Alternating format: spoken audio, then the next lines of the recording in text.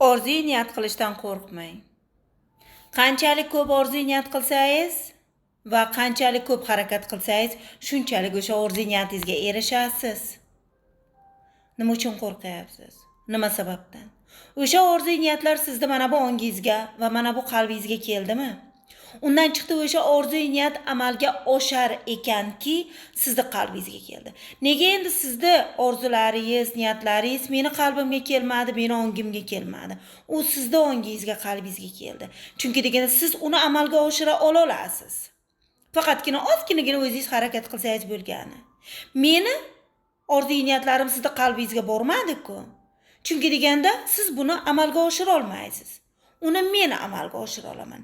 Sizda orzu niyatlaringiz desam, men amalga oshira olmayman, siz amalga oshira olasiz.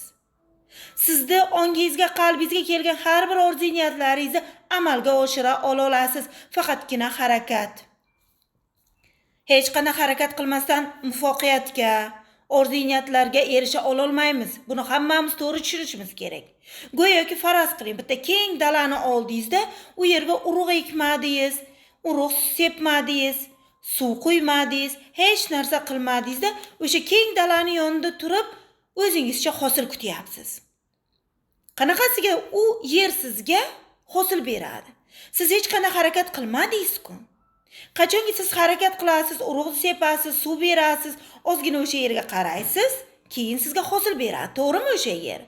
Xuddi shunday, orzu niyat mana bu sizning ongingizga, qalbingizga keldimi? Go'yoki bu dala deylik. O'sha orzu niyat keldi. Siz endi harakat qilishingiz kerak.